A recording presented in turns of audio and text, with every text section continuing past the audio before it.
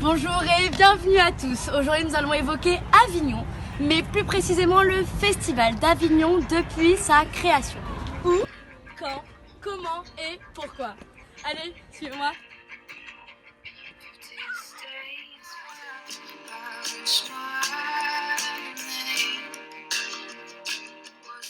Le Festival d'Avignon est l'un des plus grands festivals de théâtre au monde. Créé par Jean Vilar en 1947, il a lieu chaque été en juillet à Avignon. Avant même la création du Festival d'Avignon, il a été mis en place la plus ancienne des associations, la Fondation des Amis du Théâtre Populaire, encore en activité aujourd'hui. L'ATP a été créée en 1954-1955 pour soutenir l'action de Jean Vilar au Festival d'Avignon. Elle a pour mission de développer une politique de spectacle de qualité accessible au plus grand nombre. Le festival est né d'une rencontre, celle de Jean Vilar, comédien et metteur en scène, avec le poète René Char. Ce dernier organise avec Christian Zervos une représentation de peintres modernes au Palais des Papes d'Avignon. Il propose à Vilar de l'associer avec une de ses représentations qu'il avait lui-même mis en scène en 1945 et qui avait eu un très grand succès. Jean Vilar refuse et propose 3 créations. La proposition a d'abord été déclinée suite d'un budget insuffisant qui sera tout de même réglé par les subventions de la ville, du ministre Pierre Bourdan et d'un apport personnel de Jean Vilar. La semaine d'art à Avignon se déroule du 4 au 10 septembre 1947. Jean Vilar présente 2 régies personnelles. La première, la tragédie du roi Richard II de Shakespeare, qui se déroulera dans la cour d'honneur du Palais des Papes, et la terrasse de midi de Maurice Clavel, qui elle se déroulera au théâtre municipal. Quant à Toby et Sarah de Paul Claudel, la pièce est représentée dans le verger d'Urbain V. C'est à ce moment que naît la plus grande manifestation de théâtre et de spectacle vivant en France. Cet événement a pu voir le jour grâce au subventionnement massif de l'État, mais également aux subventions publiques. Ces dernières lui ont permis de ne pas augmenter le prix de ses billets et de rester ainsi un théâtre populaire et de service public. On retrouve également le mécénat, la Fondation Crédit Coopératif étant son principal mécène depuis 2011. Son soutien prend la forme d'un financement, mais également d'un soutien logistique, comme pour l'aide à la vente aux billets. De même, on retrouve quelques sponsors privés comme Kodak ou Deltacor. La rareté des fonds publics a amené à un vrai souci de précarisation des artistes qui n'a fait qu'augmenter depuis ces dernières années. En effet, la croissance des effectifs professionnels a augmenté à un rythme plus soutenu que celui de l'offre de l'emploi. Cela a donc amené à une baisse de la rémunération et une augmentation de la dépendance aux indemnités chômage. Pour pallier à ce problème, de nombreux spectacles sont coproduits par différents artistes qui se partagent ainsi les risques, sur le même modèle de ce qu'il se fait dans le cinéma.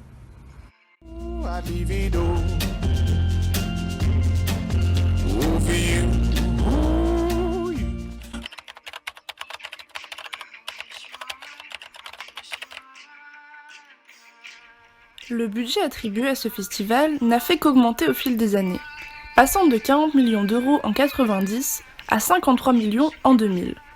Son augmentation est due au progrès technique, aux 35 heures de travail, mais également à l'augmentation du SMIC. Heureusement, ce festival est un incroyable redistributeur de richesses, générant autour de 25 millions d'euros de retombées financières sur la ville et plus de 100 millions à l'échelle territoriale. Avec plusieurs dizaines de milliers de visiteurs, dont 14% d'étrangers, le mois de juillet fait vivre la ville, et certains commerçants réalisent plus du tiers de leur chiffre d'affaires annuel en l'espace de quelques semaines. Ces nombreuses retombées économiques sont dues à la recette de la billetterie, qui a notamment augmenté de 120% en valeur entre 1985 et 1995.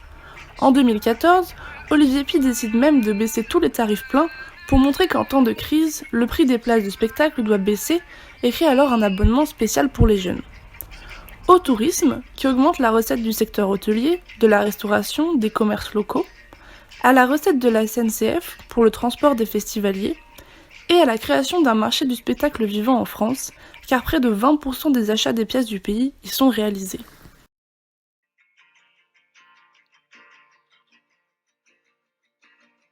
Salut les amis, saviez-vous que le Festival d'Avignon est considéré comme l'un des plus grands événements de l'Avignon? Mais ce qu'il faut savoir, c'est que dans ce festival, Il y a en réalité pas un, mais deux festivals bien différents, le IN et le OFF. Et nous allons tout de suite voir quelles sont les différences entre ces deux festivals. A tout de suite. Alors tout d'abord le festival IN d'Avignon. Il est créé en 1947 par Jean Vilar. Il est réuni aujourd'hui 40 spectacles pour 140 000 spectateurs. Et le tout avec 13 millions d'euros de subventions. Oui, 13 millions d'euros de subventions.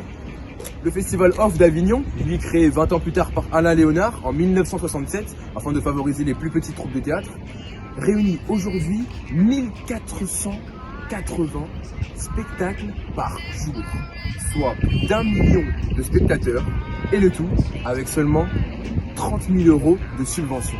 Oui, mesdames et messieurs, seulement 30 000 euros de subvention. En effet, pour le IN, les représentations se feront essentiellement dans des grandes salles de théâtre, dans des clairières ou encore au Palais des Papes d'Avignon.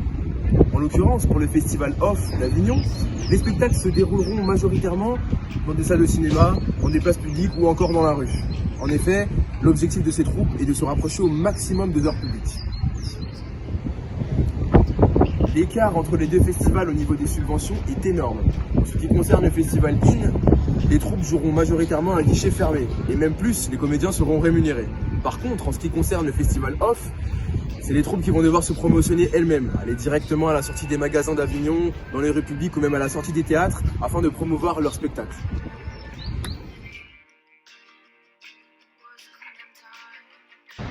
Bon, tu sais, je t'avais parlé du festival d'Avignon et tu as bien connu la crise de 2020 parce que là, Ouais, le confinement et tout ça c'est là. ça. Et du coup, Olivier Petit, lui, il a eu l'idée, il a dû annuler le festival.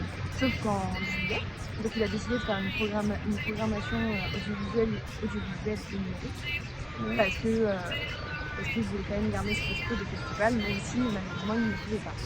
Et du 23 au 31 octobre 2020, il a décidé de faire la semaine d'art parce qu'il a dit dans une interview que économiquement le festival allait plutôt bien, mais la ville d'Avignon vit beaucoup de ce festival et là ça devenait très compliqué, donc il a décidé de faire ça pour redonner un aspect économique à la ville, mais aussi donner envie aux gens de revenir, et ça a été le cas. Il y a beaucoup de gens qui sont venus voir la semaine d'art, sauf que malheureusement toutes les places ne pouvaient pas être prises, donc ils ont dû réduire à la moitié, ce qui est malheureux, mais bon, comme dit, c'est déjà mieux que rien.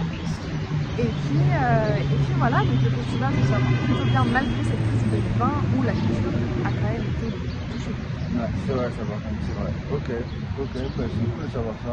Ouais. Tu vois, donc je disais, Flora, le festival d'Avignon, Oui. en 1968, Ouais. il a traversé une crise. Il y a eu une crise nationale avec des révoltes et tout. Ouais. Je sais pas si tu l'as vu. Si, oui, je connais. Bah ouais, il y a eu des crises. Le festival de Cannes, il a fermé ses portes. Ouais. Mais le festival d'Avignon, il est resté ouvert. Et en gros, il y a deux troupes qui sont venues. Ouais, deux troupes, si je me rappelle bien. Ouais. Il y a une troupe française Ouais. et une troupe américaine. D'accord. Mais ils sont partis avant la fin du festival.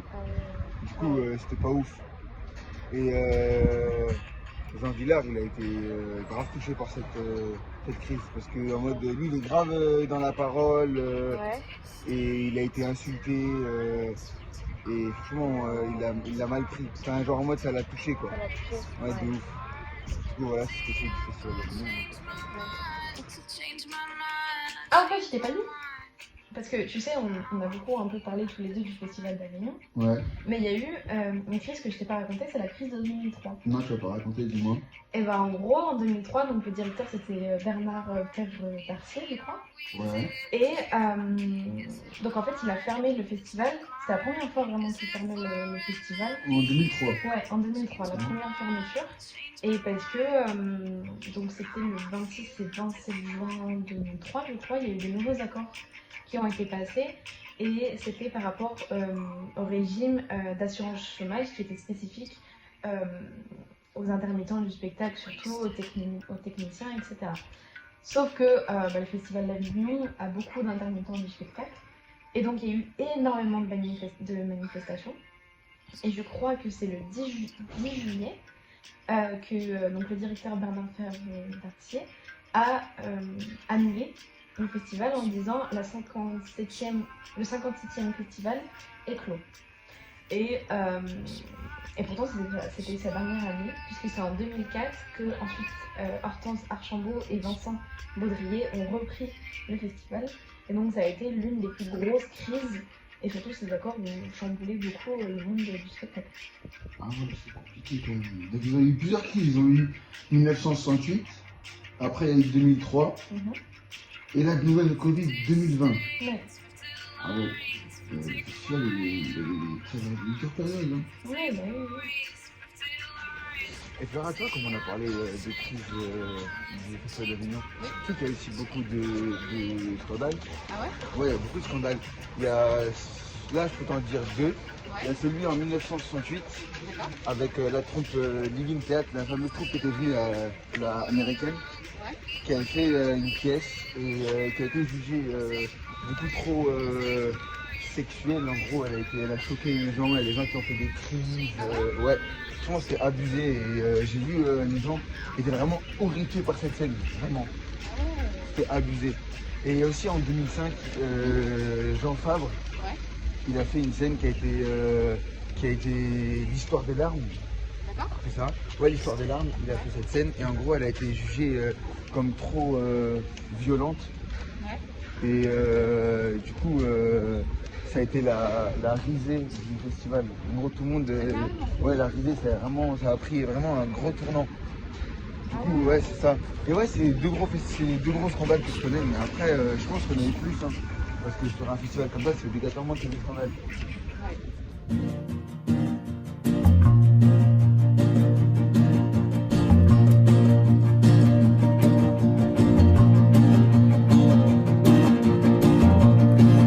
States, 50 lines, 50 crying all the times, 50 boys, 50 lies, 50 I'm gonna change my mind, change my mind, change my mind.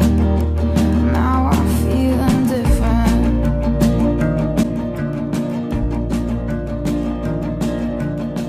Depuis Jean Vilar jusqu'à Olivier Py, ce festival s'est imposé comme l'une des plus importantes manifestations internationales du spectacle vivant contemporain. Il a su évoluer à travers le regard de chaque directeur qui l'a animé, se créant ainsi une vraie réputation à travers le monde. Sa 75e édition est prévue du 5 au 25 juillet 2021 et espère réussir à faire oublier un été 2020 désastreux. Alors, on se retrouve là-bas cet été ?